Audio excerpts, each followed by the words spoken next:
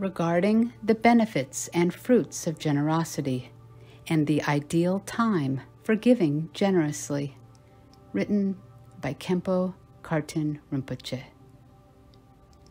The temporal benefits of generosity are that in doing so, even if one does not desire it, wealth and possessions arise, and one is reborn wealthy in subsequent lives.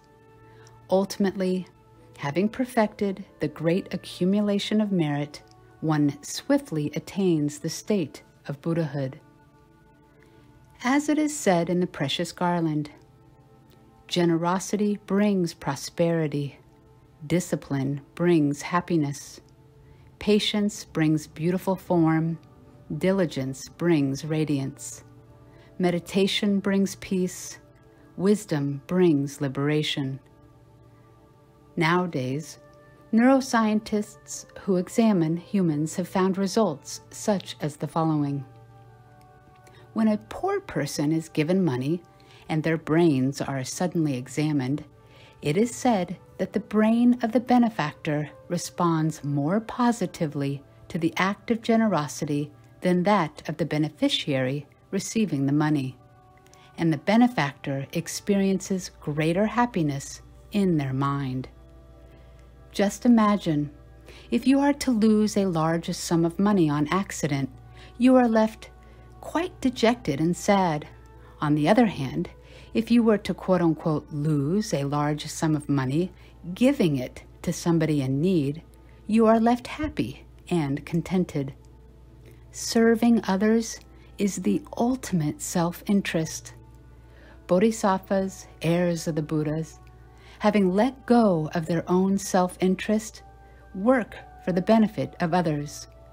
They are not only supreme in accomplishing others' goals, but they are also supreme in accomplishing their own goals.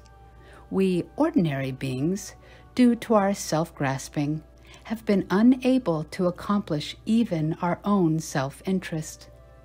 Ultimately, failing to achieve even our own self-interest, we have wandered in samsara until now. When we analyze this situation, considering the maxim of accomplishing others' goals incidentally accomplishes one's own goal, we must definitely strive to serve others. Nowadays, when many people talk about giving charity, they believe it perhaps benefits that particular recipient exclusively. From the day you give something to others, you consider that object to be separate from you and belonging to them. However, when you give generously to others without expectation, ultimately you will receive it back, just as depositing money in a bank. Moreover, when helping and making charitable donations to others, joy arises in your mind. Therefore, the first benefit of generosity is greater for you than for the recipient. Normally, we deposit money in banks for the future. In that sense, the needy are our true bank for the accumulation of merit. This is the reason why it is said that helpless, sentient beings benefit us more than the Buddha for the attainment of liberation. From the sutra requested by the householder Urga. What is given is mine. What remains in the household is not mine. What is given is essential. What remains in the household is inessential. What is given does not need to be protected. What remains in the household needs to be protected. What is given is without fear. What remains in the household is with fear. What is given shows the path to enlightenment. What remains in the household shows the way of Mara. What is given leads to great wealth.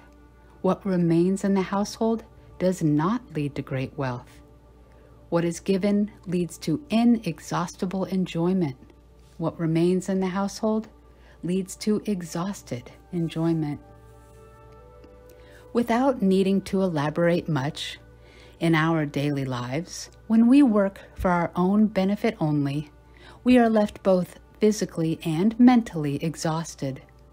Instead, when we work to benefit others, your body might be physically tired, but your mind is filled with great joy, thinking, "Today, I was able to help that person well." This demonstrates the innate compassion that exists in human nature. The best method for developing this compassionate mind is the attitude of cherishing others, which is the opposite of the self-cherishing mind that is the source of pride, jealousy, competitiveness, and hatred. If one wishes to find true happiness and go on the right path in this short human life, one should abandon self-cherishing and instead adopt cherishing others, helping and benefiting others as much as possible. As Shantideva said in The Way of the Bodhisattva, whatever happiness exists for beings arises from wishing happiness for others. Whatever suffering exists for beings arises from wanting just their own happiness. What need is there to say much? Childish beings act for their own self-interest, while Buddhas act for the welfare of others. Just look at the difference between them. Although there is no definite time for giving, it is said that the best time to give is when one is not wealthy. When one is not wealthy, giving a small gift is more virtuous than giving a large gift when one is rich. When it is taught to be generous, many people see it as if they cannot give without definitely first having wealth, waiting for wealth to come before beginning to practice generosity. When we think about the meaning of generosity, we may think only of the transference of some material wealth from one's hands to another. That is called material giving, which is actually the lowest form of giving. Normally, during daily life, speaking words of genuine, loving compassion to others, displaying physical and verbal expressions, looking with the smiling eyes of compassion and a genuine smiling face, all of these can be considered acts of giving. In connection with that, I would like to tell a short story from the time of the Buddha. Once upon a time, the Buddha and his 5 excellent companion bhikkhus, holding alms bowls in their hands and wearing beautiful saffron-colored monastic robes, went to that place for alms. On the way, they encountered a beggar woman who was coming along, leaning on her staff. The beggar woman actually saw with her eyes the Buddha and his companions wearing red and yellow monastic robes and carrying alms bowls as they came. Seeing this sight of the Buddha and his companions gave great joy that arose in her mind. She thought, "I am a beggar woman with nothing, so even though I'm actually meeting the Buddha today, I have nothing to offer." And then she became sad. The Buddha knew her thoughts in the beggar's mind and approached her, saying these words, "My dear mother, do not be sad thinking you have nothing." Buddha, while lovingly gazing at the beggar's face, said, "I see a very precious jewel in your body." The woman replied, "Lord Buddha, you are too reproaching and humiliating me, a beggar. There is nothing useful in my body except these tattered rags and the staff I hold in my hand." The Buddha said, "Mother, do not say that. Material wealth is not important. There are 3 things that are absolutely essential for a human being. First, a mind of loving kindness. Second, an unfeigned, smiling countenance. Third, speaking gentle words to others. These three are more valuable than any material possessions. Since you have all three, Mother, from today onwards, with this priceless loving mind, smiling countenance, and gentle speech, you will be reborn as a beautiful celestial maiden in your next life. Thus he prophesied. Actually, the time for giving alms is when one is lacking in wealth and facing the difficulties of poverty. This is because the current state of your poverty is the result of not having given in previous lives. When one currently lacks resources, making offerings and acts of generosity to both the three jewels, Buddha, Dharma, Sangha, and the poor sentient beings below, sometimes the results ripen quickly. I would like to tell a brief story about myself. In 1998, I came from Tibet as a refugee to India. When I was coming from Tibet, I had nothing except my own body. I had no money or other material wealth. When I arrived in India, I was truly a beggar. However, through the kindness of His Holiness the Dalai Lama and the Tibetan government in exile, while staying in the reception center for several months, I did not face any difficulties with food or clothing. One day, I had a special private audience with His Holiness the Dalai Lama. At that time, I was sick and also poor, so my body was very weak. His Holiness the Dalai Lama asked me about the situation in Tibet within his private residence. He also asked me many detailed questions about myself. This was the first audience I had had with the all-knowing protector in my life. That day was a very, very special day for me, one in which I will never forget. He did not display any of the grandeur or authority befitting his title or position as the Dalai Lama. Instead, he sat on the ground with me, a powerless and humble refugee in foreign land, and listened carefully to whatever I had to say. I was amazed by how he listened to me. His Holiness the Dalai Lama knew that I was in poor health and had no relatives or family in India. Knowing this, he smiled and joked as he said, "Show me how much money you have in your wallet." When I opened the old wallet inside my dirty yellow monk rag, there were only 200 Indian rupees inside. That was all the capital I had in my life, which was equivalent to about 2.5 American dollars. His Holiness looked at the money in my wallet and laughed loudly, saying, "Oh, you still have a lot of money. What are you going to do with it?"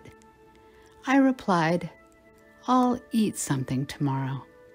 He said, "Oh no, I think it would be better for you to go down now, make a charitable donation to the Indian beggars at the crossroads. Isn't that right? Perhaps the fruits of your generosity may come tomorrow.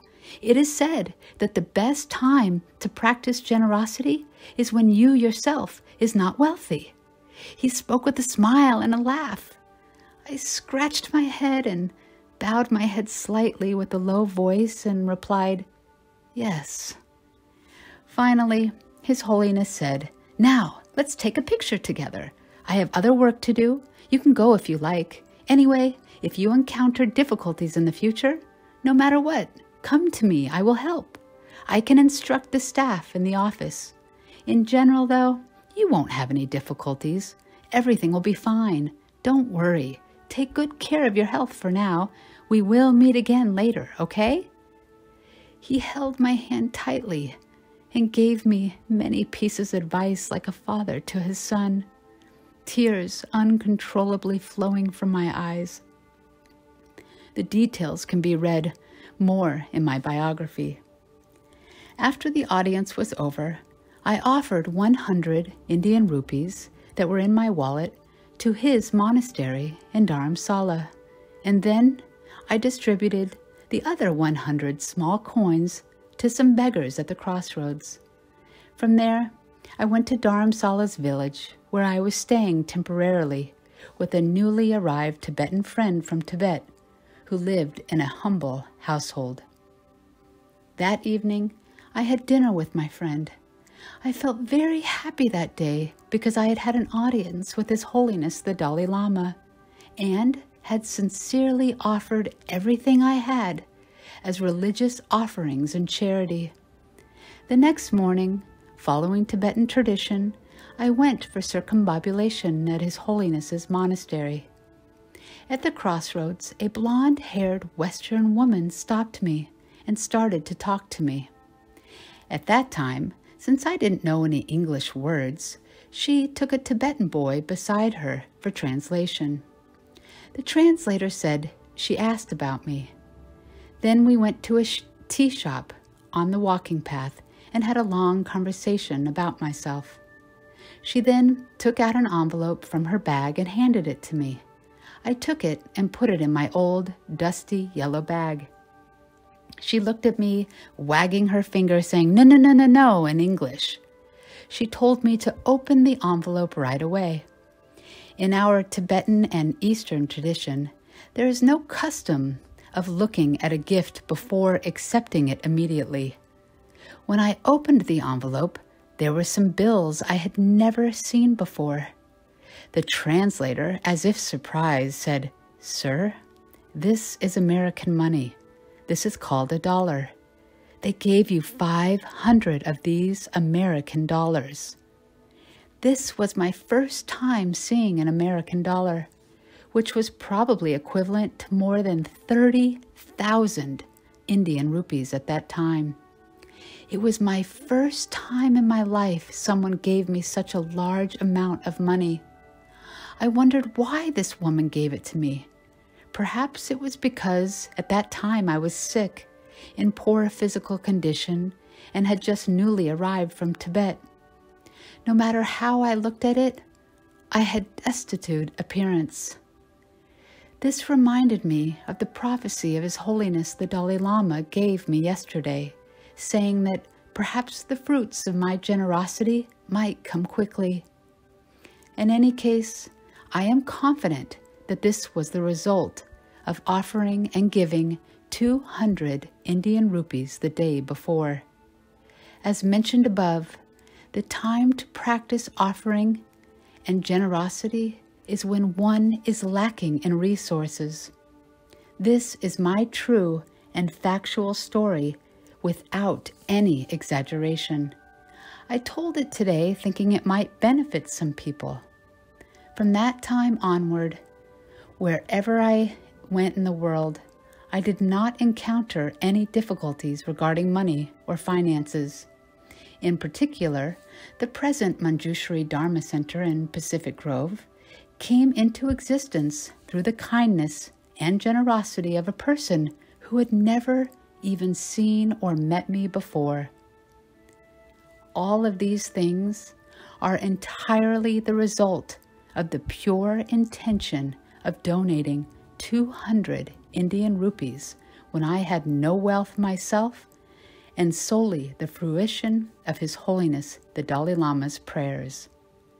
At that time, when I gave that donation, I had no expectation of any return or karmic result, such as thinking, in the future, if I obtain money.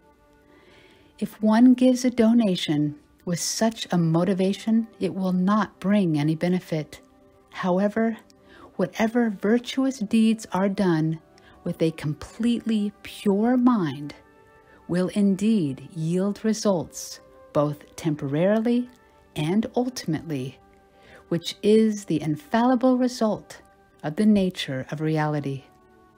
The arising of results from causes is the supreme, unique quality of Buddhism.